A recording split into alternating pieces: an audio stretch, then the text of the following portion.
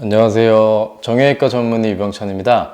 오늘은 관절염에 대해서 설명드리겠습니다.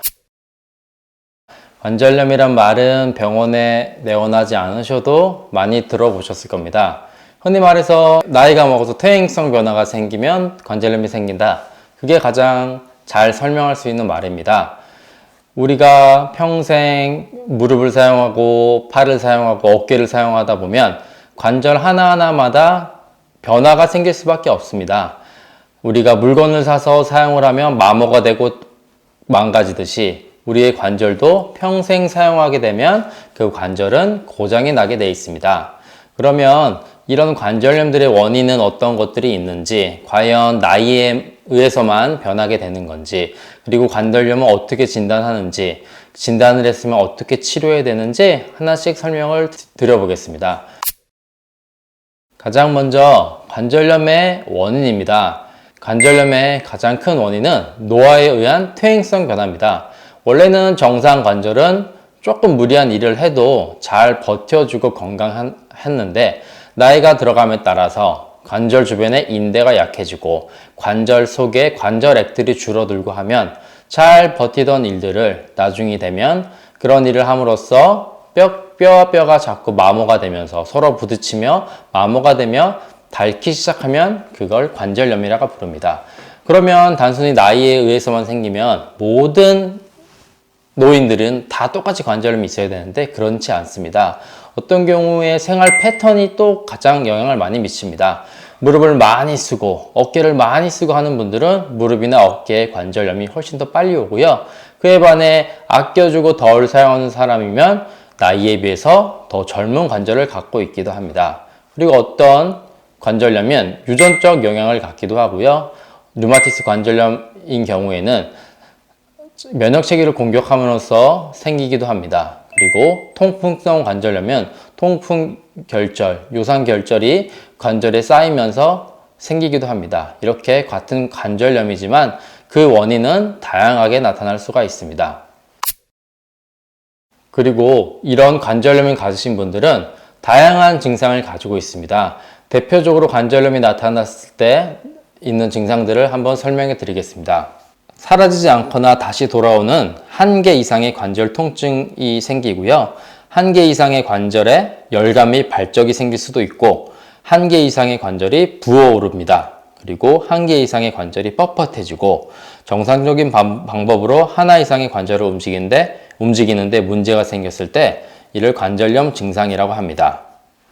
이렇게 관절염 증상이 나에게 찾아왔을 때 환자분들이 궁금해 하십니다. 어떻게 관절염을 진단할 수 있는지 물어보십니다.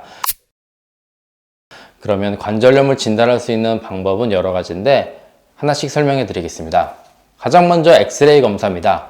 엑스레이를 촬영을 하면 엑스레이에서 그 관절이 얼마나 손상되어 있는지를 알 수가 있습니다. 그리고 피 검사를 통해서 핵항체 검사는 혈액 내 항체 수치를 확인하고 그리고 전체 혈구수를 통해서 백혈구, 적혈구, 혈소판의 수치를 정상과 비교해서 변화가 있는지 확인을 하고 그리고 요산 수치 같은 경우에도 통풍성 관절염을 진단하는 데 도움이 많이 됩니다. 그리고 류마티스가 의심될 때는 류마티스 인자 그리고 CCP라고 부르는 환상 시트룰린화 펩티드 항체 검사를 시행하면서 류마티스 관절염을 감별해낼 수가 있습니다.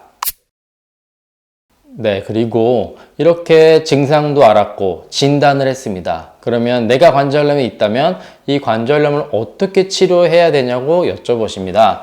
관절염의 치료에는 단기성의 치료로는 약물 치료가 대표적으로 있습니다. 통증 및 염증에 대한 단기 완화에는 아세토아미노펜이나 이부프로펜, 비스테로이드성 항염증제 같은 진통소염제를 복용해서 증상을 조절합니다. 단순 진통제로 통증만을 없애는 게 아니라 말처럼 관절염입니다. 염증. 그 염증들을 소염제로 효과적으로 가라앉힐 수도 있고요. 증상이 있는 관절에 핫팩 같은 찜질을 하게 되면 통증이 완화가 되고 그리고 만약에 급성으로 무릎이 뜨겁고 아프다. 그때는 얇은 수건으로 싼 얼음팩을 이용하면 통증과 붓기가 효과적으로 완화가 됩니다. 그리고 병원에 내원하셔서 초기에는 물리치료를 좀 받으면 효과가 있습니다.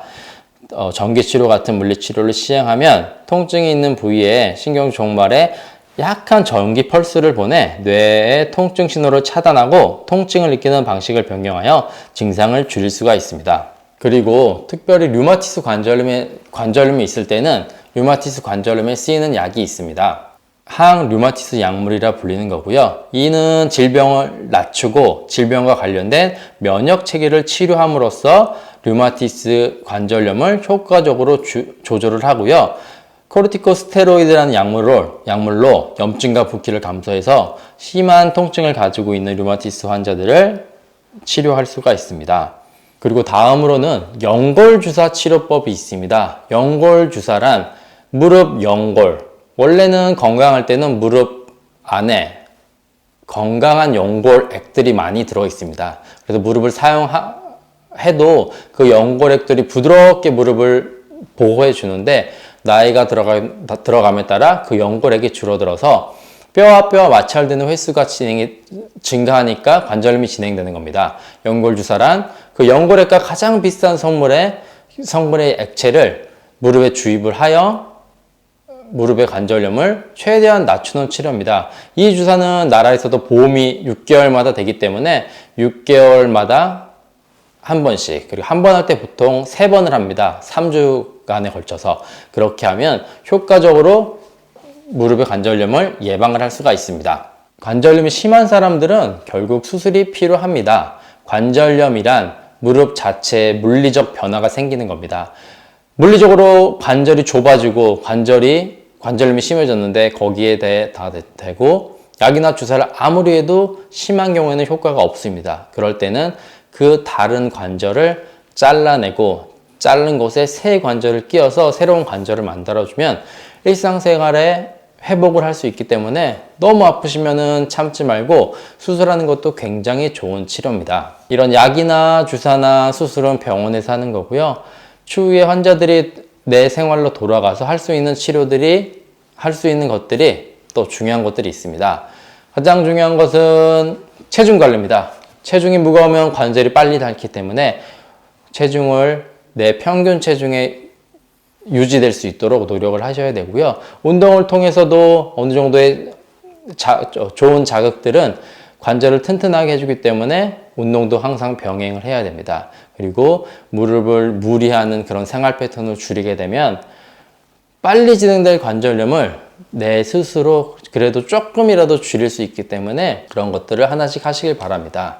관절염은 노화에 생기는 어쩔 수 없는 변화입니다. 이런 변화를 방치하는 것이 아니라 증상이 있을 때는 병원에 내원하셔서 내 상태를 파악하고 내 상태에 따라서 어떻게 치료를 하고 어떻게 예방할지를 나 스스로 알 수 있으면은 추후에 심한 증상을 예방할 수 있으니까 증상이 있으시면 병원에 내원하셔서 상담을 받으시기 바랍니다. 감사합니다.